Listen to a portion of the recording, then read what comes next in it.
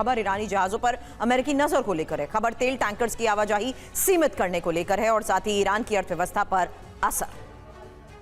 इसके अलावा अमेरिका का मकसद क्या है ये भी जान लेते हैं। ईरान के तेल निर्यात और सैन्य आपूर्ति को सीमित करना, हॉर्मुज से गुजरने वाले अंतरराष्ट्रीय व्यापार की सुरक्षा, ईरान पर आर्थिक और सैन्य दबाव बढ़ाना भी मकसद।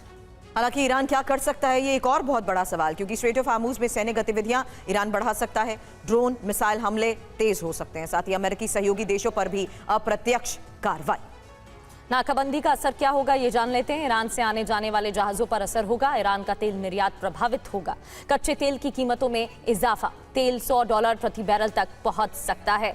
मनीष, जिस तरीके से स्ट्रेट ऑफ हॉर्मुज को लेकर ट्रंप जिद पर बैठे हुए हैं कि अब वो नाकेबंदी की शुरुआत करेंगे, ऐलान कर चुके हैं। IRGC का भी कहना है कि कंट्रोल तो ईरान का ही रहेगा। ऐसे में खामियाजा तो दुनिया को भुगतना होगा। अब पहले टोल वसूली की बात डोनाल्ड ट्रंप की तरफ से कही गई और फिर एज अ बिजनेसमैन उनका दूसरा बयान सामने आता है कि नहीं, अब तो खाड़ी देश निवेश करेंगे। तो यहाँ तो हमले भी देश झेल रहे हैं, खाड़ी देश ही टोल भी देंगे और खाड़ी देशों को ही, और ना सिर्फ खाड़ी देशों को, भारत समेत कई देशों को खामियाजा भुगतना पड़ेगा। बिल्कुल, देखिए, इस ग्लोबल केओस के लिए कोई और नहीं बल्कि अमेरिका सबसे अधिक जिम्मेदार है और थोड़ा ईरान भी जिम्मेदार है। वो इसलिए कि जिस वक्त MOU हुआ, तथाकथित MOU, उसके बाद कम से कम ईरान ये कह सकता था कि ठीक है, बाकी देश को हम शांतिपूर्वक जाने देंगे। लेकिन जब मौका मिला तो ईरान ने कहा कि अच्छा नहीं, कुछ ना कुछ फीस तो हमें ही देना होगा, फीस दीजिए तभी हम जाने देंगे। तो अमेरिका को लगा अच्छा बढ़िया धंधा है, तो फिर जब IRGC को दुनिया फीस देने के लिए तैयार है तो अमेरिका को क्यों नहीं देगा। बस अमेरिका ने थोड़ी प्राइस ज्यादा कर दी। लेकिन भारत हो, चीन हो या बाकी तमाम मुल्क हो, उन सबको फिर वहां से अगर हॉर्मुज स्ट्रेट से फीस देकर जाना पड़ा तो कल के दिन में मलक्का स्ट्रेट में सिंगापुर कहेगा कि जब हॉर्मुज में आपको कोई दिक्कत नहीं है तो यहां भी दीजिए। फिर तो बाकी दूसरे तमाम जो वाटर मार्ग हैं उन सब पर आपको टोल टैक्स देना पड़ेगा। कमोबेश स्थिति यह है कि यह सारी स्थिति इसलिए भी है क्योंकि बाकी दुनिया यहां पर मूक दर्शक बनी बैठी है।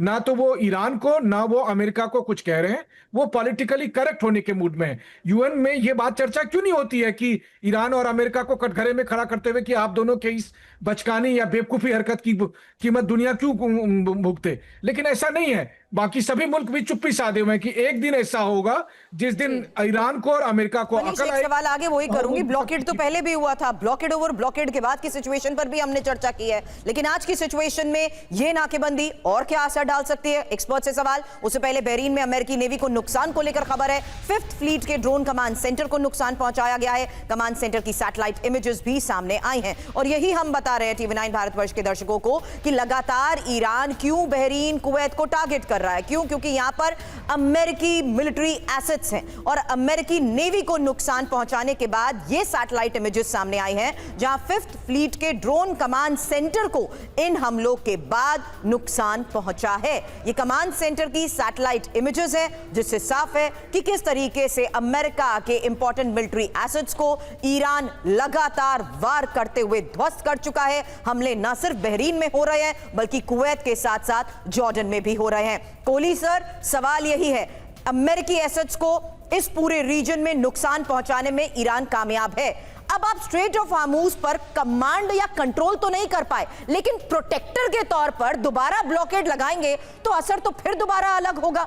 इससे पहले भी तो ब्लॉकेड ओवर ब्लॉकेड हो चुका है ना सर? बिल्कुल हो चुका है और उन्होंने अपनी लिमिट को देख लिया है कि वो इससे ज़्यादा नहीं कर सकते। और यहाँ पर परमानेंट ब्लॉकेड करने के लिए अमेरिका को जितने अपने एसेट्स को लगाना पड़ेगा वो बड़ा मुश्किल है कि वो लगातार इस चीज़ को कर पाएँ।